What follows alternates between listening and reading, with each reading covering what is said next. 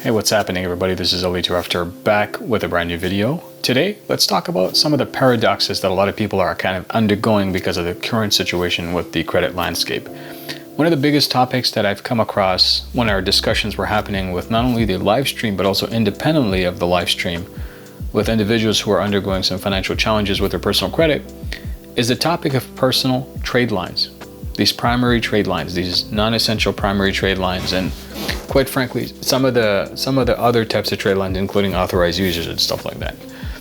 And the reason I wanted to really discuss this with you guys today and bring this to your attention is because if you notice lately, there has been quite a lot of differences when it comes to how people are reporting. You know, some of the creditors are stopping to report to the bureaus. They've actually had challenges where they relied on independent companies to report, but they're no longer reporting. A good example of this is if you look at my Jewelers Club, you know, they're undergoing some challenges when it comes to reporting as well. So that kind of gives us an idea and perspective of some of the dynamics that we'd have to consider given the current circumstances and the situations that we're in. When I say dynamics, I want you to think clearly about certain situations or circumstances, such as, you know, if you look at the economics of why these creditors stop reporting, it's been a long time coming where, you know, credit reporting agencies are catching up to these trends, these financial engineering hacks and methodologies. And, you know, there could have been certain situations where the specific intermediary who's reporting on behalf of the jewelry company has done some of the things that may not have been conformed to the reporting rules and regulations. So that's aside the topic here, because that's a whole different business topic that we can really go deep dive into and try to figure out, like, hey, what specifically happened and how can we try to take advantage of this and understand our situation and circumstance as to the perspective of exactly how we can benefit from this.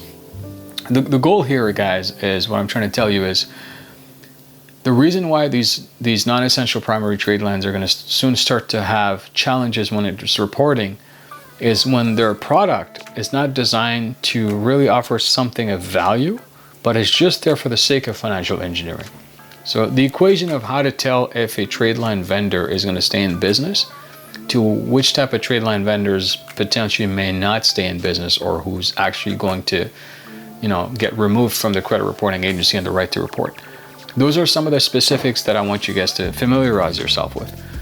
Now, if you're looking at a business and if you're going through some sort of analysis of, you know, which type of primary trade line should you choose, specifically if you want to get, you know, reported to the credit bureaus, you have to understand that what's the business model being employed by that vendor who's trying to offer you these primary trade lines, and for them to even consider reporting to the bureaus, what specifically is happening with those vendors.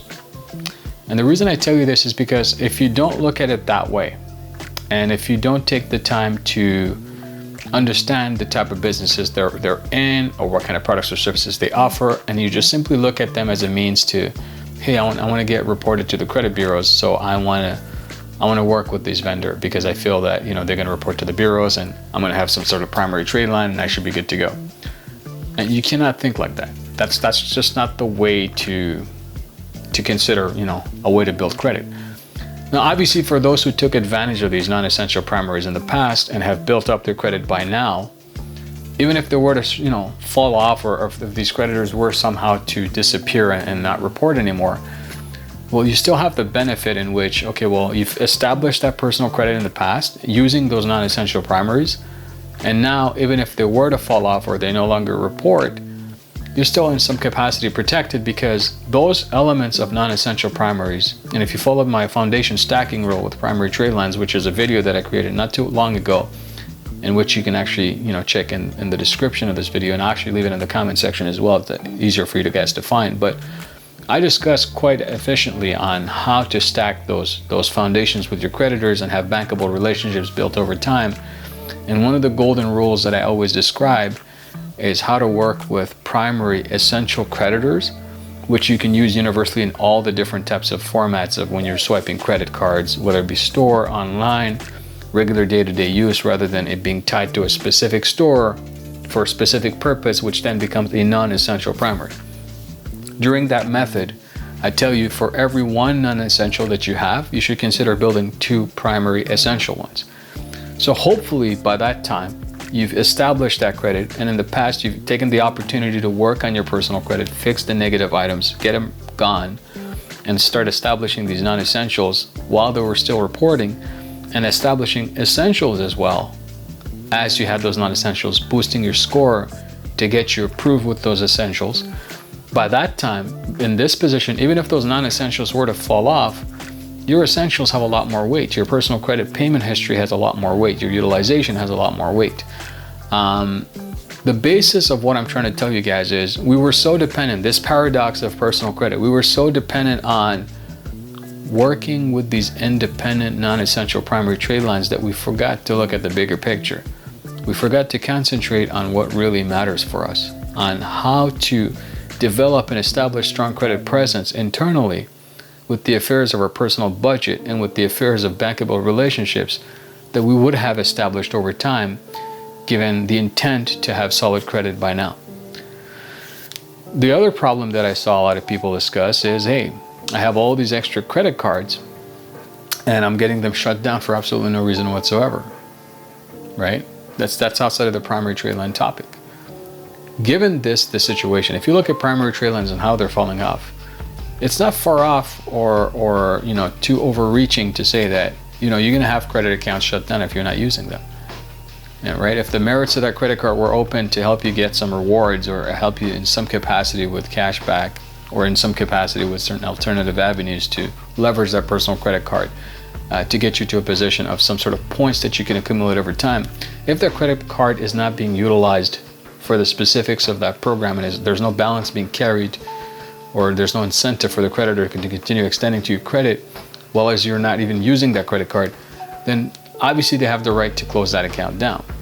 I've also seen individuals have a very high balance and they paid out a huge amount of that balance, but then the credit limit gets adjusted at that lower tier because the creditor decided to play it safe.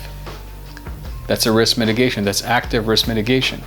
So you're going to see a lot of these type of things happen now, right? This credit paradox that we're talking about and some of the things that you're going to undergo as individuals, you're going to see a lot of these type of things. Now, I know this conversation is a bit scattered in different areas, but if you put it all together, I want you to think very clearly about what I'm talking about. Number one, don't depend on financial engineering tactics alone to establish solid credit. That's the first lesson I'd like to give you guys. Number two, if you're establishing personal credit, learn to leverage the creditors that you have, existing relationships that you have, and offer incentives for them to continue working with you. Don't carry zero balances. Carry some balances like day-to-day expenses that you would otherwise pay cash for, and you have the ability to maintain that ongoing credit obligation.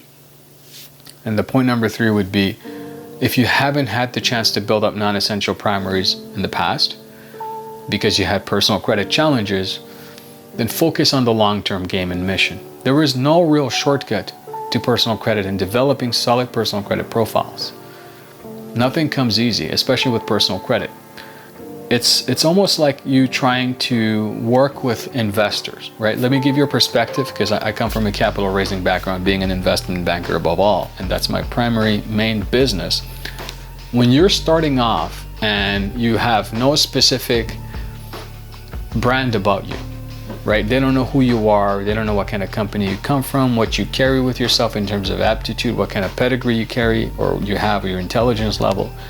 But the only way to show that is over time build some sort of loyalty by a stepping stone. And that stepping stone is small credit at the beginning and play it safe and overturn that decision every single step of the way by demonstrating an acute level of aptitude towards your financial responsibility, which then they feel like, oh, this individual really knows what they're doing. And then they start giving you more and more money from an investment perspective. The same as personal credit. Obviously, your credit score can be financially engineered, and there's tactics that have been widely and spreadly used in order to give you the credit extensions that you're looking for. But notice one thing about those people who used shortcuts to obtain credit to get to where they're at as well. Right? This is a hard pill to swallow. Those, the majority of at least I know, as far as I know that is, of those who use shortcuts, right, and quick structures and some sort of synergistic gray area, stuff, Those who obtain credit based on the merits of that and using those tactics don't last too long. They don't last too long. What happens is they get back to fixing their personal credit a couple of months later because you're giving them something that there's no merit for. Now, I'm not saying you guys don't deserve it. I'm saying if you were to be given this right now, what has really drastically changed? Do you have the financial capacity, at least for more than what you're borrowing, to say that I got funds set aside? If anything goes south, I'm able to cover that. Most of the times, people are chasing the wrong obstacle. And the reason I say this is because they're getting these personal credit profiles, like these, non-essential primary trade lines. I love to give advice on that because I know a lot of people want to obtain that and they want to build their personal credit with it. But listen to me very carefully here. While this is great, you start to see now that non-essential primaries are falling off, right? They're like hot potato, right? They're falling off. But on the other side, those who have established personal credit relationships with bankable relationships, that is, with the essential primaries built over time to maintain those ongoing relationships and continue strengthening that and working that credit muscle with existing institutions that they're with, are the ones that tend to get higher and higher limits over time, if they maintain it well, that is. Whereas those who use shortcuts and primaries and so on and so forth and AUs and try to build a package or whatever you want to call that package, a Gulfstream or whatever, they don't last too long. You see what I'm saying? They don't last too long because number one, it's like you're giving somebody, we mentioned this in a very long time ago in another video, we mentioned this example you have this Bugatti Veyron, amazing car, very fast, one of the most expensive cars in the world, but you have to start to learn to test drive it in the racetrack the proper way, if it was intended for a race, that is, and practice around those cones and twists and turns and the drag and all sorts of stuff. But imagine you giving a person who has no complete idea of these type of cars how to handle them, and you just drop them in the middle of a steering, in that seat, the driver's seat, but in the middle of a racetrack going 300 miles an hour. And they're coming across an obstacle right ahead of them, and it's a huge sharp curve, and they've never made that sharp curve before. Even the most highest of professionals have to be very diligent when making that sharp curve. The highest of those professionals, in a metaphorical example, is those people who have established very strong bankable relationships, are cautiously going to navigate that credit space in order to make that turn efficiently. Those who don't and have been engineered their way through and have just cheated or somehow financially engineered for the sake of obtaining as much credit as possible without really knowing what to do with it, or just getting, taking an overdose on that, the likelihood of them crashing the car is very, very high. Hence the reason why you see a lot of people do these financial engineering shortcuts, build up credit, add the AUs, add those primaries, and then get some funding. But a couple of months down the road, you never hear from them again because they're back to credit repair. This is not what it's supposed to be. This whole mission was to establish credit, build it up, scale and grow, and build a bankable form of yourself as an individual so you can go out there and obtain the credit that you need for wealth creation events.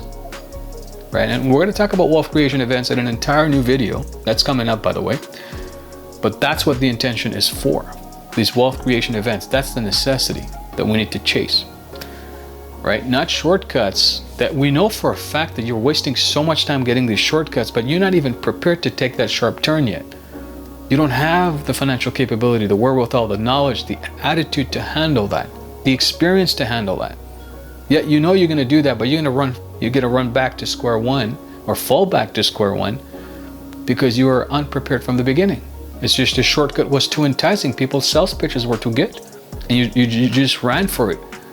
And it's bad for you, but you were so addicted to shortcuts and chasing the shiny object syndrome of building this credit profile that is mysteriously going to appear because you're paying for services like AUs, non-essential primaries and so on and so forth, that you really haven't focused on the meat and the concentrated effort that you need to, which is build bankable relationship with your existing creditors.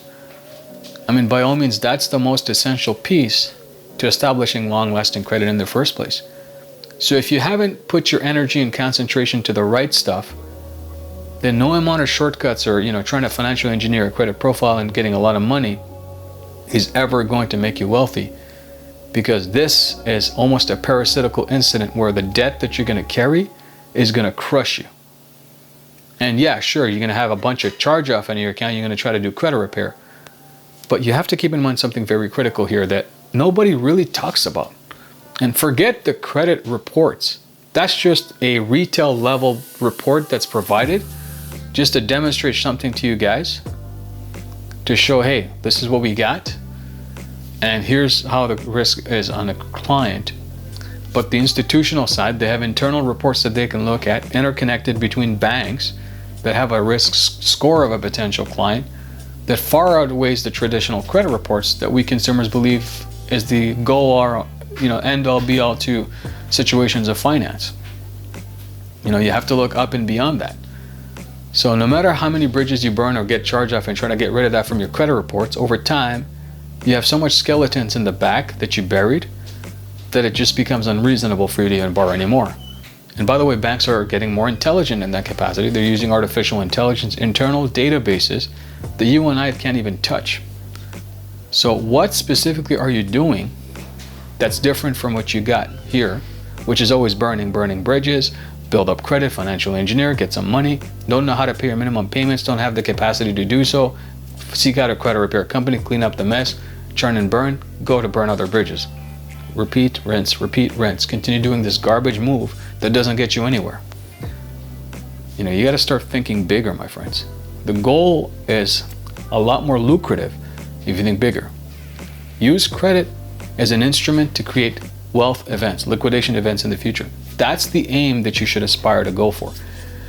So I just wanted to, give you guys that paradox of credit, which is an incredibly important element to wealth building, but also an incredibly important element to your financial knowledge and the capacity to educate yourself on personal credit at the higher level.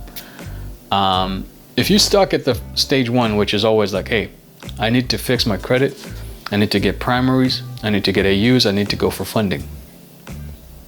And if that purpose of funding really doesn't have a designated wealth creation event, but rather just to get another car or just to get a bunch of credit cards so you can swipe it and take a chance and gamble on a business that's not proven yet, because you saw a lot of people do it out there and then you just follow that, or you want to get credit cards, you want to hire some mentor that really cannot show you tangible, bankable events that they created themselves, that's a problem. That's a problem. That's just a paradox again. That's very dreamlike. It doesn't have any real substance or elements of reality that we kind of ignore. You see what I'm saying? So if you want to create real wealth events, you got to focus on things that are tangible, doable, steady, with good practice and credit muscle building efforts that'll get you to those goals. And even if it takes you a little bit of time, guess what? You have the best peace of mind in the world, right? A lot of people is rushing because they got situations where they put their families in danger because of carelessness over time. It's not necessarily because, I need to get credit, I don't have good credit, my family's in trouble. No. The mere fact that the family's in trouble today is because the family unit as a whole hasn't discussed financial education, hasn't prioritized it before. We're too caught up with keeping up with the Jonases, right? Over, analysis on YouTube, analysis paralysis, going through hundreds of videos, focusing on the wrong drug, aka motivation, and no action. You guys have to concentrate on things that matter. If the situation is like this now, you got to shift the mind, but also not with the mind, you got to drag your body to the action steps that's necessary to really do the things that you absolutely need to do to create real change. Okay, so that's what I want to tell you guys today. I wanted to share this real long video, but that's the paradox of credit. The whole purpose behind me giving you guys this level of education is because it's not something that is easy to dissect, something that you can accept easily. It takes time to accept this type of stuff because the reality is these things are challenging. Changing financial habits and going from shortcuts to, now I have to really take it easy. I no longer see the $300,000 checks. I got to take it easy. I got to settle for $3,000. My friends, it's going to take time, but you're going to get your $300,000 a lot more stable than starting something that's going to put you back in square one after a year. And again and again and again, which you make a habit of because it just became an addiction. Whereas this one is very tactical and strategic and it's result oriented and it enhances your knowledge and your appearance on credit. It enhances the relationships when you touch the institution and you deal with them. It makes you a lot more competent in the areas of financial products in the future. And it's the most likely to give you the creation of wealth events and the triggering of those wealth events that enable you to take care of your family and yourself properly, because it's just a lot more substantial. There's a lot more foundation here than the shortcuts that you guys go through or the shortcuts that most of us chase. So with that said, I want to stop it here. And I want to tell you guys, if you have issues with your personal credit, the video, obviously it's designed to give you the paradox overview, but there's a lot of videos on this channel. There's hundreds of videos on this channel that you guys can go through. You can study the material, take some notes, ask the questions in the comment section. I'll take my time if I can to answer that. I can't promise I'll be able to do so every time, and I will take some time to answer that. I got other obligations, but I will answer them. But you have the material available to you to learn, to educate yourself, to create the events of wealth that you wish to create. But more importantly, these are things that you need to do now.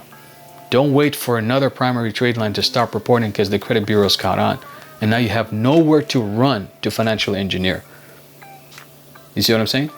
You got to start doing things that when things happen, you're prepared. And that's where the foundational structure of essential primary trade lines and bankable relationships matter. I've been telling you guys this. We can't beat this horse enough or continue beating on that same path. You have to do this. You have to build. You have to continue building. You have to make the effort to continue building.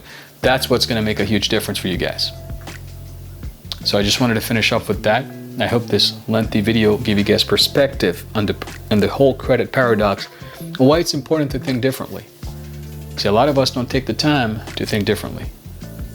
We so concentrated on shortcuts that we forget the essential elements of what really matters.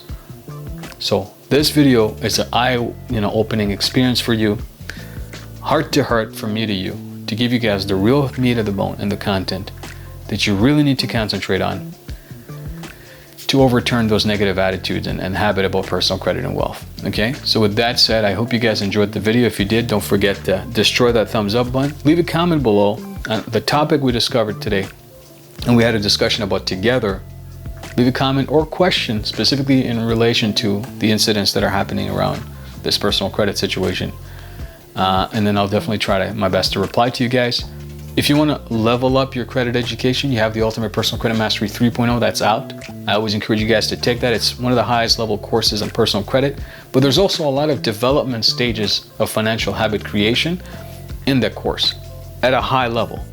There's assignments that you can take that'll give you a perspective shift on certain financial products and strategies to help take you and your family to the next level with financial education. I have successful students who've gone through it. I had Josiah who came on. He's a credit repair student of mine. He has a business that he's helping students go and achieve the same results. He's referred a lot of individuals who are learning as well.